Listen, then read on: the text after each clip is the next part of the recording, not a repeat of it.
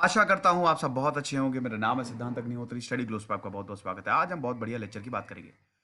Top 10 protest. आपको बता दूं कि ज्यादातर चीजें मैंने कवर की हुई हैं, आपको चैनल पे मिल जाएंगी। लेकिन हम टॉप 10 प्रोटेस्ट की बात करेंगे जिन्होंने इतिहास को बदल दिया। हजारों लाखों करोड़ों प्रोटेस्ट हुए हैं दोस्तों। आपको बता दूं प्रोटेस्ट आज से नहीं, 7-8 हजार सालों से हो रहे हैं। कोई ना कोई कभी ना कभी प्रोटेस्ट कर ही देता है किसी ना किसी चीज को लेके। लेकिन हम उन 10 प्रोटेस्ट आंदोलनों की बात करेंगे जिन्होंने इतिहास को ही बदल के रख दिया। देखिए, मैं ट्रैवल करने वाला हूँ तो सोशल मीडिया पे जितने भी जहाँ पे भी हूँ वहाँ सब अपडेट्स डालूंगा और उसके लिंक्स कमेंट और डिस्क्रिप्शन बॉक्स में दिए हैं। तो अगर आप मुझसे वन टू वन इंटरेक्शन करना चाहते हैं तो आप बिल्कुल फॉलो करें मुझे।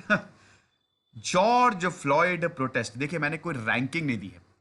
सारे प्रोटेस्ट अपने में ही बहुत ही यूनिक है और सबका बहुत ही जबरदस्त इंपैक्ट पड़ा।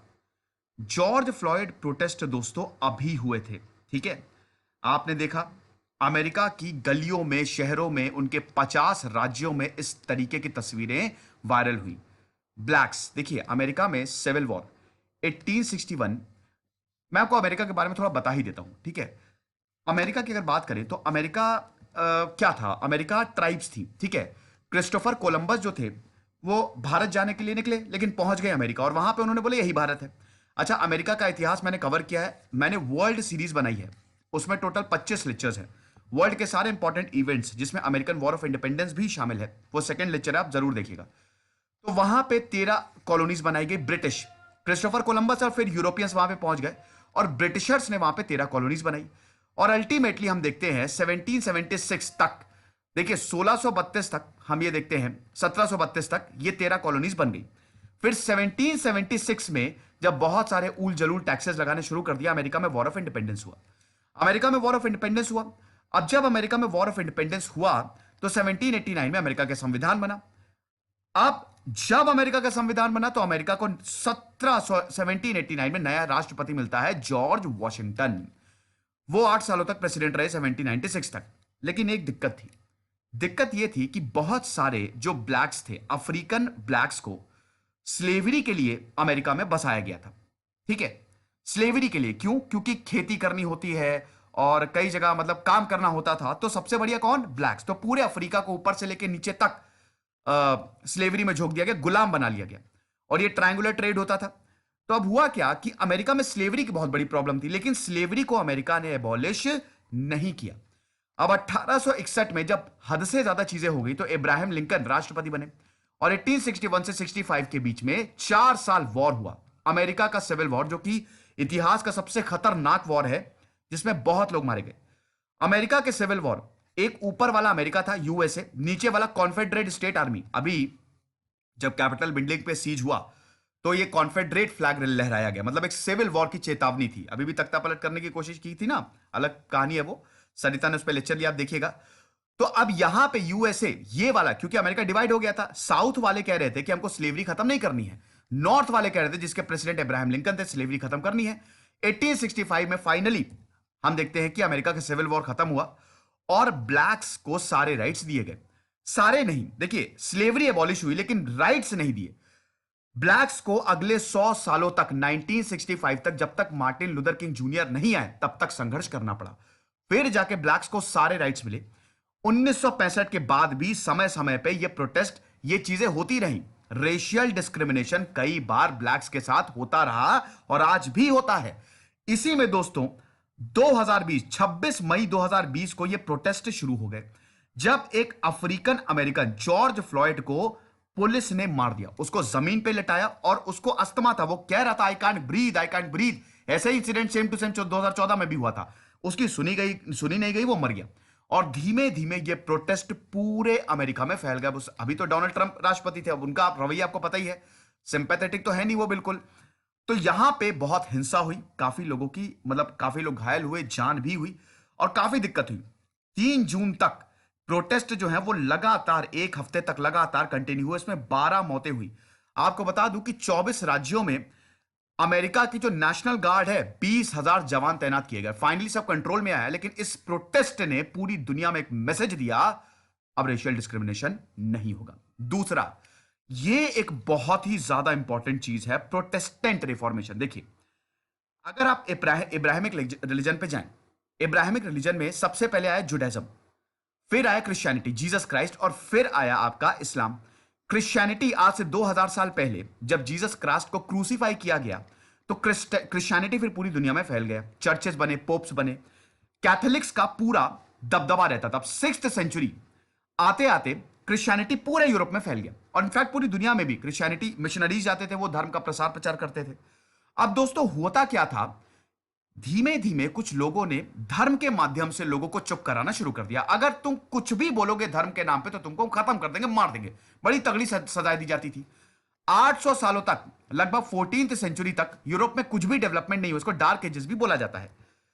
यहां पे मार्टिन लूथर किंग थे। मार्टिन लूथर किंग बोल रहा हूं, sorry, I am really sorry, Martin Luther Germany के थे।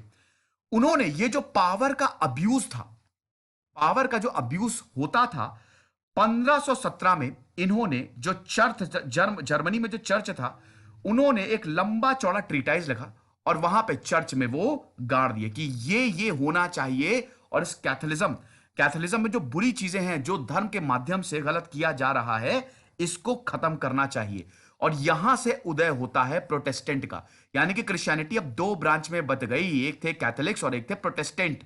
प्रोटेस्टेंट मतलब जो प्रोटेस्ट करके आए हैं। तो ये रिफॉर्मेशन इतना जबरदस्त था, इंग्लैंड तो पूरा का पूरा प्रोटेस्टेंट हो गया था ना भाई। फ्रांस, स्पेन, ये सब कैथोलिक्स थे, लेकिन इंग्लैंड, ब्रिटेन, ये पूरा प्रोटेस्टेंट था। जिसको भी अपनी जान बचानी होती ना, वो सब इंग्लैंड भाग जाते थे। इसलिए बहुत सारे थिंकर्स इंग्लैंड में ही रहे अपनी जान बचाने के लिए। बॉस्टन टी पार्टी, अभी मैंने आपको अमेरिका के इतिहास के बारे में बताया।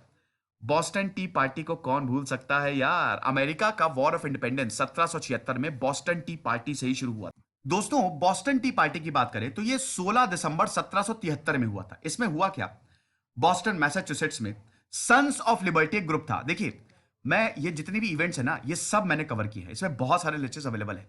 मैं थोड़ा सा जल्दी इसलिए चलूंगा क्योंकि ये इवेंट मैंने ऑलरेडी कवर किया है, मैं डिस्क्रिप्शन और कमेंट बॉक्स में दे दूंगा। आप अमेरिकन वॉर ऑफ इंडिपेंडेंस का लेक्चर देख लीजिएगा। तो बॉस्टन टी पार्टी में यहां पे जो सन्स ऑफ लिबर्टी थे बॉस्टन में, उन्होंने 16 दिसंबर 1773 में एक शिप को बर्बाद कर दिया। और ये जो टी क्रेट्स थे ना भाई, ब्रिटेन जो थे टी के दीवाने थे, तो ये जो चाय थी वो चाइना और भारत से ये लोग अपने घर ले जाते थे और पूरी दुनिया में ये लोग बेचते थे। तो यहां पे बॉस्टन में इनका शिप आया। एक्चुअली ब्रिटिश ने एक टी एक्ट लगाया था, ठीक है। टी एक्ट 10 मई, मैंने बताया ब्रिटिश ने बहुत सारे एक्ट टैक्स लगा दिए थे। तो टी एक्ट जो था, मतलब ये टैक्स था बेसिकली। यहां पे ब्रिटिश ईस्ट इंडिया कंपनी जो है, चाइना से क्या कहते हैं कि चाय है, वो अमेरिकन कॉलोनी में बेच सकती थी विदाउट पेइंग टैक्सेस। बस यहां पे मूड खराब हुआ। जितने भी जो अमेरिकन थे, जो सन्स ऑफ लिबर्टी थे, उनका मूड खराब हुआ। जैसे ही ये शिप उतरा, तुरंत ये लोग शिप पे चढ़ गए और पूरी चाय बहा दी इन्होंने। 100 कॉलोनिस्ट थे जो यहां पे आए, बोर्डेड द 3 शिप, तीन ब्रिटिश शिप्स आए थे। 45 टन ऑफ टी इन्होंने पानी में फेंक दिया, और यहां से अमेरिकन वॉर ऑफ इंडिपेंडेंस शुरू हो गया। ये तो सबसे बड़ा इवेंट है। मुझे नहीं लगता कि इससे बड़ा इवेंट, इससे बड़ा प्रोटेस्ट कोई हुआ होगा। 1789 में फ्रेंच रेवोल्यूशन की शुरुआत हो जाती है।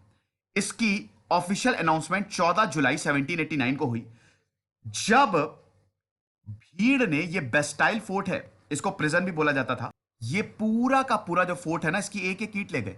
ये बहुत बड़ा किला था। लेकिन दोस्तों जब ये खत्म हुआ, सुबह शुरू हुआ, शाम को खत्म हो गया, एक ईंट भी नहीं, पूरा खुला मैदान, ईंट से ईंट बजा दी, बैंड बजा दी। फ्रेंच रेवोल्यूशन भी मैंने कवर किया है, बहुत बढ़िया तरीके से कवर किया है। 3 घंटे का सेशन है, आप जरूर देखिएगा। फ्रेंच रेवोल्यूशन क्या, देखिए, थर्ड नोबिलिटी जो थी यहाँ पे, मतलब जो सबसे लो क्लास के लोग थे, उनको कुछ नहीं मिल रहा था। ऊपर से इतने ज्यादा राजा ने टैक्स लगा दिए थे, किंग लुई ने इतने ज्यादा टैक्स लगा दिए थे कि हालत खराब हो गई। अब हम ये देखते हैं कि राजा जो है वो लगातार टैक्स लगाते जा रहे थे, पब्लिक की सुन नहीं रहे थे, पब्लिक मर रही थी वहां पे। American war of independence already हो ही चुका था। अमेरिका ने फ्रांस की मदद ली थी, जिससे फ्रांस और बैंकरप्ट हो गया था। तो यहां पे पब्लिक के पास खाने को पैसा नहीं था, और राजा अपनी अय्याशी में मस्त थे, एकदम बढ़िया। यहां पे दोस्तों पता चल गया कि ये जो बेस्टाइल है, यहां पे लोगों के पास खाना नहीं है और यहां पे खूब बढ़िया पार्टी चल रही है। 14 जुलाई को दंदनाते हुए सुबह भीड़ आई, पूरे के पूरे फोर्ट को, पूरे के पूरे ये किले को तबाह कर दिया, एक एक ईंट ले गए। और यहां से ही फ्रेंच रेवोल्यूशन शुरू हुआ। गवर्नर का इन्होंने गला काट दिया था। दुनिया का सबसे बड़ा प्रोटेस्ट, दुनिया का सबसे बड़ा आंदोलन क्रांति आती है लेकिन विदाउट ब्लड। अभी तक मैंने आपको जितने भी प्रोटेस्ट दिखाए और आगे भी जो प्रोटेस्ट हैं, दे वर ब्लडी। वायलेंस हुआ, वायलेंस वॉज देयर, लेकिन गांधी जी ने प्रोटेस्ट करने का एक ऐसा तरीका बताया, आज भी वो तरीका एक्टिव है और दुनिया भर में उस तरीके को आजमाया जाता है। Super hero of India Mahatma Gandhi. Mahatma Gandhi ने सॉल्ट मार्च किया, सिविल डिसोबीडियंस मूवमेंट, जिसको दांडी मार्च बोला जाता था। अब बता दूं कि इंडियन इंडिपेंडेंस, भारत की आजादी पे मैंने 30 लेक्चर की सीरीज बनाई है, उसको आप देख लीजिएगा। तो महात्मा गांधी जब अफ्रीका से यहां पे आए, सॉल्ट टैक्स लगाती थी ब्रिटिशर, बहुत ज्यादा सॉल्ट टैक्स लगाता था, और इसमें आप नॉन कॉपरेशन मूवमेंट भी ऐड कर लीजिएगा। यहां पे बहुत सारा टैक्सेस की इंडियंस टैक्स नहीं बना सकते। अब बहुत कुछ हो चुका था। सुभाष चंद्र बोस, जवाहरलाल नेहरू वैसे ही बोल रहे थे कि आप आंदोलन अगला कब, देखिए 1920 में नॉन कॉपरेशन मूवमेंट हुआ और 22 में महात्मा गांधी ने विड्रॉ कर लिया। तो अब उसके बाद क्या था कि चलो आंदोलन नहीं करेंगे, कुछ समय तक हम आंदोलन को टाल देते हैं और कुछ समय हम संविधान, मतलब संविधान नहीं, मतलब हम असेंबली में बैठ के अपने हक मांगते हैं, लेकिन इससे कोई फायदा हुआ नहीं। तो प्रेशर बढ़ रहा था गांधी जी के ऊपर कि अब अगला आंदोलन कब स्टार्ट करेंगे। तो इन्होंने 1930 में 1930 में दांडी मार्च किया।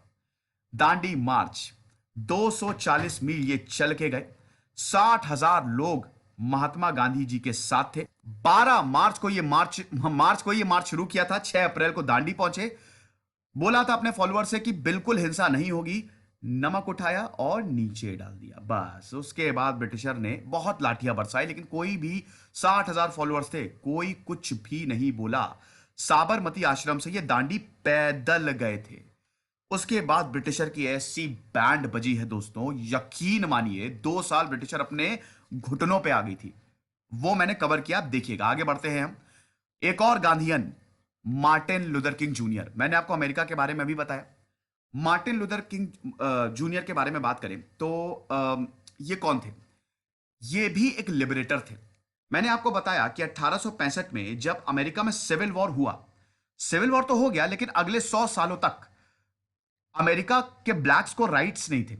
जो यहां पे ब्लैक्स थे ना, बेसिकली अफ्रीकन्स थे, तो इनको कोई भी राइट्स नहीं थे। ये लोग वोट नहीं डाल सकते थे, ये लोग बस में नहीं बैठ सकते थे, बड़ा डिस्क्रिमिनेशन होता था। मॉन्टगोमरी 1856 की घटना है। वहां पे एक 16 साल की लड़की थी।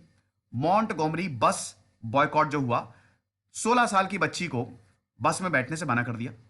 और यहां पे फिर ऐसे प्रोटेस्ट हुए, उसके साथ अभद्रता भी की गई। फिर ऐसे प्रोटेस्ट हुए, मार्टिन लूथर ये फोर फ्रंट पे थे, फ्रंट पे कर रहे थे और बोले कि अब तो हमको राइट चाहिए। और अमेरिका में जितने भी ब्लैक्स थे वो सब एकदम, उन्होंने सब काम छोड़ दिए और मार्टिन लूथर के साथ जुड़ गए। एक के बाद एक रैलियां की, एक के बाद एक इन्होंने प्रोटेस्ट किए। इसका नतीजा ये रहा कि 1965 आते आते ब्लैक्स को सारे राइट्स दे दिए गए। वॉशिंगटन पे जो मार्च था दोस्तों, 2 लाख से ज्यादा डेमोन्स्ट्रेटर्स मार्टिन लूथर किंग के साथ जुड़े। 1963 में ये रैली की थी। John F Kennedy ultimately president आए। जॉन एफ कैनेडी को अल्टीमेटली जो राइट्स थे ये ब्लैक्स को देने पड़े। हालांकि कुछ ही वक्त बाद जॉन एफ कैनेडी को मार दिया गया था। अरब स्प्रिंग, ये कौन भूल सकता है, जिसने पूरे अरब वर्ल्ड की सत्ता को हिला के रख दिया। 2010 में दोस्तों मोहम्मद बुआजीजी, एक छोटा सा शॉपकीपर, और यहां पे बेन अली जो थे वो तुनिशिया का डिक्टेटर था। 1989 से उसके बाद सत्ता हाथ में थी। अब अरब वर्ल्ड के बारे में मैंने आपको बताया है कि वहां पे डिक्टेटरशिप है, मतलब अथॉरिटेरियन, वहां पे एक के बाद सत्ता रहती है तो वो 20-30 साल तक छोड़ते ही नहीं है। डेमोक्रेसी है नहीं। तुनिशिया छोटा सा देश अफ्रीका का, नॉर्थ अफ्रीका का, वहां से ये प्रोटेस्ट शुरू हुए। बार बार अथॉरिटी मोहम्मद बुआजीजी को परेशान करती थी, उसने आग लगा ली। अब जैसे ही उसने आग लगाई, पूरी दुनिया भर में प्रोटेस्ट, मतलब अरब वर्ल्ड में प्रोटेस्ट शुरू हो गए। ये चिंगारी थी और ये आग में कब फैल गई ये किसी को भी नहीं पता चला। आज जितने भी सिविल वॉर है ना अरब वर्ल्ड में, उसके पीछे आप अरब स्प्रिंग को पाएंगे। कहीं डेमोक्रेसी आ गई और कहीं कुछ भी नहीं आया, कोई देश सिविल वॉर में चला गया। मोहम्मद बुआजीजी ने आग लगा ली, तुनिशिया में रातों रात डेमोक्रेसी आ गई। अल्टीमेटली हम देखते हैं कि मोहम्मद, मतलब जो बेन अली थे, उनको अपनी सत्ता छोड़नी पड़ी। बगल में इजिप्ट था, वहां पे भी तहरीर स्क्वायर में लोग जमा हो गए। अब जब वहां पे लोग जमा हुए, वो भी बोल रहे थे कि we want democracy. Hosni Mubarak से बोल रहे थे कि आप सत्ता छोड़ो, और अल्टीमेटली होस्नी मुबारक ने छोड़ी। सीरिया की बात करें तो वहां पे सिविल वॉर शुरू हो गया। सीरिया में लोग कह रहे थे कि ये जो क्या नाम है उनका यार, बशार अल असद, इनको हटाओ सत्ता से।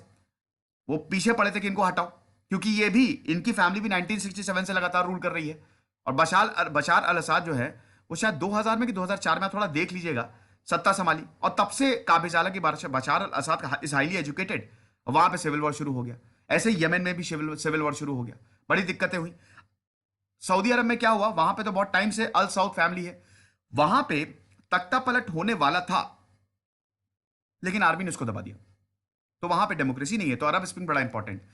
चाइना में एकमात्र प्रोटेस्ट जिसने पूरी दुनिया को हिला के रख दिया, और आज भी अगर आप चाइना में इसका नाम लेते हैं तो आपको समझ लीजिए फिर कहां भेज दिया जाएगा, तियाननमेन स्क्वायर। 1989 में ये प्रोटेस्ट हुए। हुआ क्या कि ये कॉलेज के लड़के थे, कॉलेज के लड़के लड़कियां, यहां पे बीजिंग में है तियाननमेन स्क्वायर। 1949 में माओ ने यहीं से ही झंडा लहराया, कम्युनिज्म आया। और उसके बाद 1976 में डेंग जियाओपिंग आई। डेंग जियाओपिंग काफी लिबरल थे, लेकिन चाइना में डेमोक्रेसी तो है नहीं। 1989 में हुआ क्या कि बहुत सारे बच्चे जमा हो गए, छोटे छोटे स्कूल कॉलेजेस जाते थे ये, कि we want democracy. Deng Xiaoping ने समझाया कि बेटा घर जाओ, डेमोक्रेसी वेमोक्रेसी यहां पे नहीं मिलती। माने नहीं बच्चे, आर्मी बुला ली, छोटे छोटे बच्चों पे टैंक चढ़वा दिए, खत्म कर दिया, गोली मरवा दी। ये तियाननमेन स्क्वायर की फुटेज पूरी दुनिया में, एकमात्र प्रोटेस्ट हुए चाइना में। और अभी यही कयास लगाया जाता है कि एक ना एक दिन चाइना में भयानक प्रोटेस्ट जरूर होंगे। बर्लिन वॉल, बर्लिन वॉल को कौन, देखिए बर्लिन वॉल पे मैंने पूरे सेपरेट लेक्चर आप देखिएगा। वर्ल्ड वॉर 2 के बाद ईस्ट बर्लिन और वेस्ट बर्लिन ये दो थे, ठीक है। ईस्ट बर्लिन जो था वो एक तरीके से अमेरिका के पास था, अमेरिका का कब्जा था वहां पे, अमेरिका और यूरोप। वेस्ट बर्लिन पे सोवियत का कब्जा था। तो हुआ क्या कि ईस्ट बर्लिन वेस्ट बर्लिन, ये जो बर्लिन वॉल है ये बहुत समय 1962 में क्रिएट हो गई, और अल्टीमेटली 1962 में जब इसको क्रिएट किया गया तो जर्मनी को उसने डिवाइड कर दिया। जर्मनी, आपको जान के हैरानी होगी कि 1990 में फुली सॉवरेन स्टेट बना, जब यहां पे लोगों ने इस बर्लिन वॉल को ढहा दिया और फाइनली जर्मनी एक हो गया। बर्लिन वॉल पे मेरा पूरा सेपरेट लेक्चर है, इसने पूरी दुनिया को बदल दिया। ये आखिरी है दोस्तों। ये देखिए, इसने दुनिया का तो कोर्स नहीं चेंज किया लेकिन इंडिया का जरूर चेंज कर दिया। Anna Hazare protest, India against corruption. इसमें दोस्तों हुआ क्या, अन्ना हजारे जो रालेगांव सिद्धि एक ऐसा गांव था जहां पे लोग नशे में धुत, बहुत ज्यादा दिक्कत होती थी। अन्ना हजारे ने पूरे गांव को ट्रांसफॉर्म कर दिया। इधर अरविंद केजरीवाल आईएएस की नौकरी छोड़ दिए थे और अरविंद केजरीवाल पॉलिटिक्स में आना चाह रहे थे, तो 2005 में आरटीआई में, हालांकि उनका बहुत बढ़िया काम रहा है। अब अन्ना हजारे और ये पूरी बकायदा टीम बनाई गई, पीछे दिमाग पूरा अरविंद केजरीवाल का था। अन्ना हजारे प्रोटेस्ट के हीरो बने। 2011 में कांग्रेस सरकार को घुटनों पे ले आए अन्ना हजारे। पूरा भारत इससे जुड़ गया। अब इसने इंडिया का कोर्स बदल गया, क्योंकि अगर ये प्रोटेस्ट नहीं होते तो शायद कांग्रेस की सरकार नहीं जाती, लेकिन बीजेपी के लीडर्स आए, बीजेपी की सरकार बनी। और सबसे बड़ी बात हुई कि अरविंद केजरीवाल पॉलिटिक्स में आ गए, रियल लाइफ पॉलिटिक्स में आ गए, और उसके बाद उन्होंने पार्टी बना ली। यानी कि यहां से भारत का कोर्स काफी ज्यादा चेंज हुआ, और ये बहुत बड़ा प्रोटेस्ट था। आजादी के बाद एक तो जेपी मूवमेंट बहुत बड़ा था, और उसके बाद अन्ना हजारे प्रोटेस्ट बहुत बड़ा बना। अभी 2011 में 2020 में तो दोस्तों ये पूरा साल ही प्रोटेस्ट कर रहा है। पहले शाहीन बाग प्रोटेस्ट, उसके बाद फिर अभी हम देख रहे हैं कि मतलब पहले सीए पे प्रोटेस्ट हुआ शाहीन बाग में, फिर अभी फार्मर्स प्रोटेस्ट, इस बार तो पूरा साल ही प्रोटेस्ट कर रहा है। तो ये टॉप 10 प्रोटेस्ट थे जिन्होंने इतिहास को बदल कर रख दिया। आई होप आपको बड़े अच्छे इंसाइट्स मिले होंगे। इन सब पे मैंने लेक्चर लिए हैं। खुश रहिए, पढ़ते रहिए। इधर से सिद्धांत अग्निहोत्री साइनिंग ऑफ, और चैनल को जरूर सब्सक्राइब कर दो, 1 सेकंड लगना है। Thank you so much.